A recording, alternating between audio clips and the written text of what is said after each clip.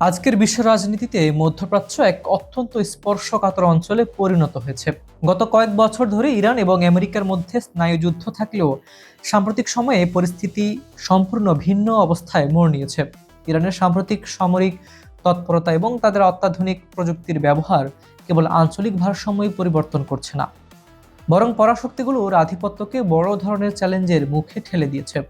আজকের এই প্রতিবেদনে আমরা আলোচনা করব ইরান কিভাবে তাদের সামরিক সক্ষমতার নতুন শিখরে পৌঁছেছে এবং কেন এটি বিশ্ব রাজনীতির একটি গুরুত্বপূর্ণ মোড়। সাম্প্রতিক তথ্যে জানা গেছে ইরান তাদের সামরিক কৌশলে আমূল পরিবর্তন এনেছে। বিশেষ করে অপারেশন নাসের 2 নামে একটি অত্যন্ত সুপরিকল্পিত অভিযানের অষ্টম ধাপ সফলভাবে সম্পন্ন করার দাবি করেছে তেহরান। এই তথ্য অনুযায়ী এই অভিযান ইরান তাদের নিজস্ব প্রযুক্তিতে তৈরি ড্রোন এবং অত্যাধুনিক ব্যালিস্টিক ক্ষেপণাস্ত্র ব্যবহার করেছে। ইরান যে এখন আর কেবল আত্মরক্ষার উপর নির্ভরশীল নয়, বরং আক্রমণাত্মক কৌশলে সক্ষম, তা এই অভিযানের মাধ্যমে স্পষ্ট হয়ে উঠছে। এই সামরিক উত্তেজনার একটি গুরুত্বপূর্ণ দিক হলো আমেরিকার সামরিক সম্পদের ওপর আঘাত। বিভিন্ন মাধ্যমে বলা হয়েছে আমেরিকার অত্যন্ত শক্তিশালী carrom early warning radar system Iran ধ্বংস করতে সক্ষম হয়েছে।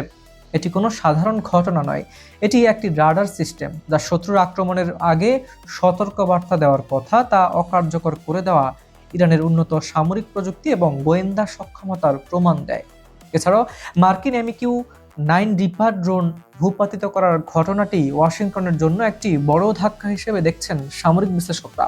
ইরান শুধুমাত্র আমেরিকার উপরই সরাসরি আঘাত করেনি, তারা তাদের আশেপাশের দেশগুলোর জন্য কড়া বার্তা দিয়েছে। কুয়েতের আলী আল সালেম বিমান ঘাঁটি ব্যবহারের বিষয়টি এই উত্তেজনার কেন্দ্রে রয়েছে। ইরানের তরফ থেকে স্পষ্টভাবে জানিয়ে দেওয়া হয়েছে যে যদি কোনো দেশ তাদের মাটি ব্যবহার করে আমেরিকাকে সামরিক সহায়তা প্রদান করে, তবে সেই দেশকেও এর পরিণতি ভোগ করতে হবে। এই বক্তব্যটি মধ্যপ্রাচ্যের ভূ রাজনীতিতে এক নতুন মেরুকরণ তৈরি করেছে। ওয়াশিংটনের জন্য এখন পরিস্থিতি বেশ জটিল।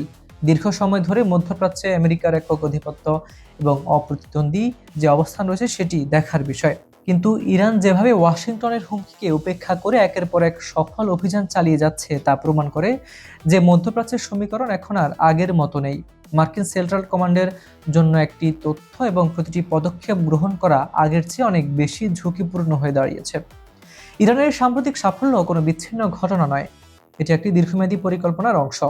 তারা বিশ্বের পরাশক্তিগুলোর কাছে একটি পরিষ্কার করে দিয়েছে যে মধ্যপ্রাচ্যের আকাশ বা ভূমি এখন আর কারো ব্যক্তিগত সম্পত্তি নয়। ইরান তাদের সামরিক সক্ষমতা বৃদ্ধির মাধ্যমে বিশ্ব রাজনীতিতে নিজেদের অবস্থান সুদৃঢ় করেছে। তবে এই উত্তেজনার শেষ কোথায় বা এটি কোনো বড় ধরনের যুদ্ধের দিকে মোড় নেবে কিনা তা সময়ই বলে দেবে। আমাদের চোখ থাকবে এই অঞ্চলের প্রতিটি পরিবর্তনের উপর।